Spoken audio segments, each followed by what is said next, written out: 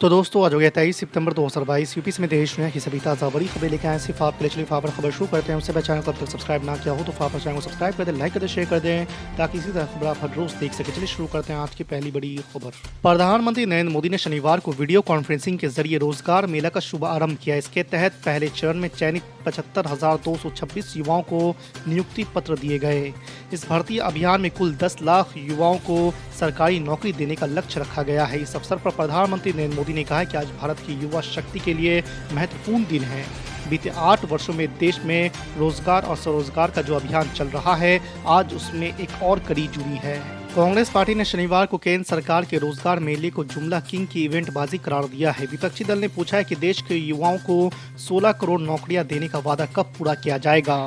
कांग्रेस के महासचिव रणदीप सुरजेवाला ने कहा है कि प्रधानमंत्री नरेंद्र मोदी ने सत्ता में आने पर हर साल 2 करोड़ नौकरियां देने का वादा किया था, जो पिछले 8 साल में पूरा नहीं किया गया। रणदीप सुरजेवाला ने कहा है कि भारत जोड़ो यात्रा केवल 4 राज्यों से गुजरी है और सरकार को यह स्वीकार करना पड़ा है कि बेरोजगारी देश की सबसे बड़ी समस्या है। बिहार में मुख्यमंत्री नीतीश कुमार और चुनावी रणनीतिकार प्रशांत किशोर के बीच खटपट कम होने का नाम नहीं ले रही है। कभी पीके नीतीश बाबू पर हमलावर हो रहे हैं तो कभी नीतीश कुमार उनको जवाब दे देते हैं। इस बार फिर से पीके ने नीतीश कुमार और उनकी पार्टी को नई चुनौती दे डाली है। आपको बता दें कि धनतेरस के दिन पीके ने नीतीश कुमार से पूछा है कि अगर आपका भाजपा से कोई संबंध नहीं है तो फिर राज्यसभा में उपसभापति का पद क्यों छोड़ नहीं देते हैं। आरएसएस से संबंधित संस्था स्वदेशी जागरण मंच ने दिवाली के दौरान दिल्ली सरकार द्वारा पटाखों पर पूर्ण प्रतिबंध लगाने का कड़ा विरोध किया है।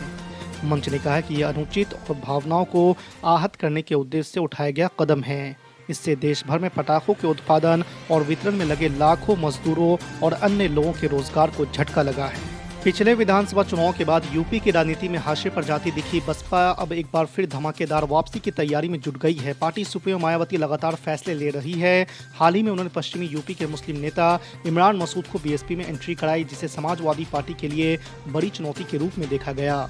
आपको बता दें कि शनिवार को उन्होंने लखनऊ में पार्टी के सभी मंडल प्रभारियों की बैठक बुलाकर साफ कर दिया है कि आने वाले निकाय और लोकसभा चुनाव में बीएसपी पूरे दमखम से मैदान में उतरेगी। दिवाली पर बिजली कटौती को लेकर मुख्यमंत्री योगी आदित्यनाथ का बड़ा आदेश। जी आपको बता दें कि उत्तर प्रदेश के मुख्यमंत्री योगी आदित्यनाथ और ऊर्जा मंत्री के निर्देश पर शनिवार धनतेरस से दीपावली तक प्रदेश के सभी क्षेत्रों को 24 घंटे कटौती मुक्त बिजली देने के तहत पावर कॉर्पोरेशन प्रबंधन ने बिजली कंपनियों के उच्च अधिकारियों को ड्यूटी लगाई है। लोगों को निर्बाध बिजली में कहीं कोई दिक्कत ना आए, इसके लिए कंट्रोल रूम भी बनाए गए हैं। बिहार के मुख्यमंत्री नीतीश कुमार ने बिहार के सूखा प्रभावित किसानों को धनतेरस के मौके पर बड़ा गिफ्ट दिया है। इस साल सूखे की मार झेल रहे किसानों की सहायता के लिए प्रति परिवार 3500 रुपये की राशि छठ से पहले किसानों के खाते में भेज दिए जाएंगी।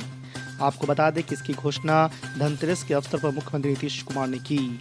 हैदराबाद के सांसद और इमाम प्रमुख असदुद्दीन ओवैसी ने पाकिस्तान में एशिया कप 2023 खेलने के लिए भारतीय टीम नहीं भेजे जाने के फैसले पर सवाल किए हैं। असदुद्दीन ओवैसी ने कहा कि भारत ऑस्ट्रेलिया में पाकिस्तान के साथ क्रिकेट क्यों खेल रहा है, जबकि वो अपनी टीम को पाकिस्तान में खेलने के लिए ना भेजने का फैसला करता है। फिर आप कल पाकिस्तान के साथ क्रिकेट मैच क्यों खेल रहे हैं? नहीं खेलना था। हम पाकिस्तान नहीं जाएंगे, लेकिन ऑस्ट्रेलिया में उनके साथ खेलेंगे। ये कैसा प्यार है। देश में कथित नफरत के माहौल से चिंतित सुप्रीम कोर्ट ने दिल्ली, उत्तराखंड और उत्तर प्रदेश के पुलिस प्रमुखों को किसी भी धर्म के व्यक्तियों द्वारा किए गए किसी भी हेट स्पीच इवेंट के खिलाफ स्वयं संज्ञान लेकर मामला दर्ज करने के कड़े आदेश दिए और चेतावनी भी दिए हैं कि कोर्ट के आदेश का पालन नहीं करने पर अवमानना की कार्रवाई की जाएगी। भारतीय जनता पार्टी को जम्मू से गुड न्यूज मिली है। शहर के मेयर के तौर पर पार्टी के नेता राजेंद्र शर्मा को चुना गया है। इसके अलावा पार्टी के ही बलदेव सिंह को उप मेयर के पद पर चुन लिया गया है। आपको बता दें कि शुक्रवार को हुए चुनाव में भाजपा और कांग्रेस के बीच सीधा मुकाबला था, जिसमें भाजपा को जीत मिली है। हालांकि कांग्रेस के पार्षदों ने मतदान की प्रक्रिया का ही बहिष्कार कर दिया। कांग्रेस पार्षदों का कहना है कि इस बार वोटिंग की प्रक्रिया को बदल दिया गया है, जो कि गलत है। भारत ने शुक्रवार सुबह उड़ीसा के तट से नई पीढ़ी के बैलिस्टिक मिसाइल अग्नि प्राइम का सफल परीक्षण किया है। रक्षा अधिकारियों ने कहा है कि मिसाइल ने अपनी सभी परीक्षण उद्देश्यों को पूरा किया है। उन्होंने कहा है कि अग्नि प्राइम के लगातार तीसरे परीक्षण ने मिसाइल प्रणाली की सटीकता और विश्वसनीयता स्थापित की है। महाराष्ट्र में फिर राजनीतिक सुगबुगाहट हो रही है। अब खबर है कि महाराष्ट्र नवनिर्माण सेना के प्रमुख राज ठाकरे ने दिवाली समारोह का आयोजन किया है। जिसमें मुख्यमंत्री एकनाथ शिंदे और डिप्टी सीएम देवेंद्र फडणवीस को न्योता दिया गया है। खास बात है कि राज ठाकरे ने यह समारोह मुंबई के शिवाजी पार्क में ही आयोजित किया है। इसके साथ ही एक बार फिर गठबंधन को लेकर अटकलें तेज हो गई है। दिल्ली नगर निगम वार्ड के परिसमन की अधिसूचना जारी होने के बाद राज्य चुनाव आयोग ने आरक्षित सीटों का भी आदेश जारी कर दिया गया है। नगर निगम के 250 वार्ड में 50% सीटें महिलाओं के लिए आरक्षित कर दी गई है। वहीं 42 अनुसूचित जाति सीटों के आरक्षण के लिए उनकी आबादी को आधार बनाया गया है। मसलन आपको बता दें कि जिन सीटों पर सबसे अधिक अनुसूचित जाति की आबादी थी, उन्हें उनके लिए आरक्षित कर दिया गया है। दिल्ली के उपराज्यपाल वीके सक्सेना ने कहा है कि उन्हें दिल्ली के अरविंद केजरीवाल सरकार की ओर से लोकायुक्त की रिपोर्ट 3 साल की देरी के बाद मिली है। उन्होंने कहा है कि जनता के विश्वास के संरक्षक होने के नाते सरकार को उचित सतर्कता प्रदर्शित करनी चाहिए।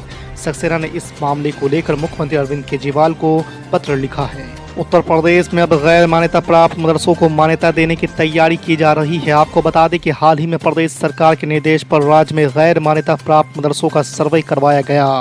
उत्तर प्रदेश मदरसा शिक्षा परिषद के चेयरमैन डॉक्टर इफ्तिखार अहमद जावेद के अनुसार इन गैर मान्यता प्राप्त मदरसों का सर्वे पूरा हो गया है।